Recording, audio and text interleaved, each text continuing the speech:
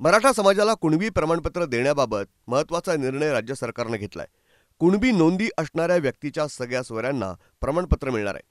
सरकारच्या या निर्णयाला ओबीसी मधून विरोध होतोय। राज्याचे अन्न आणि नागरी पुरवठा मंत्री छगन भुजबळ यांनी सरकारच्या निर्णयाविरोधात आघाडी उघडली आहे। त्यासाठी त्यांनी रविवारी बैठक घेतली। या बैठकीत सगळे सोयऱ्यांना विरोध करण्याचा निर्णय घेण्यात आला। या बैठकीत 3 महत्त्वाचे ठराव मंजूर झालेत, परंतु सगळे सोयऱ्यांवरून ओबीसी नेत्यांमधील बेबनाव समोर आलाय।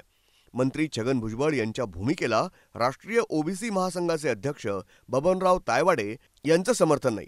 सध्या सरकारनं घेतलेल्या भूमिकेमुळे ओबीसी समाजावर अन्याय नाही, ओबीसी महासंघाचे अध्यक्ष बबनराव तायवाडे यांनी म्हटलंय। राष्ट्रीय ओबीसी महासंघाचे अध्यक्ष बबनराव तायवाडे यांनी ही प्रतिक्रिया दिली आहे। एवढ्या मोठ्या 57 लाखाचा आकडा समोर आला। सरकारने जे जाहीर केलं त्याच्यामध्ये फक्त औरंगाबाद विभागामध्ये 20,000 नवीन प्रमाणपत्र देण्यात आले। इतर विभागामध्ये एकही नवीन प्रमाणपत्र दिलं असा सरकारी आकडा सांगते।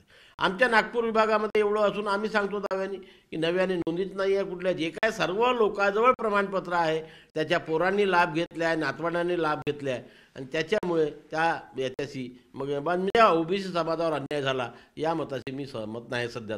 यावेळी बोलताना ते म्हणाले, सगळे सोयरे मसुदा जुन्याच मसुद्याप्रमाणे आहे। यामुळे ओबीसींचे वाटेकरी वाढणार नाही। मराठा समाजातील कुणबी नोंदी 57 लाख मिळाल्यात। या नोंदी जुन्याच आहेत। नव्यानं कुणबी प्रमाणपत्र वितरित केल्याची संख्या अत्यंत कमी आहे। Bureau report, metro news.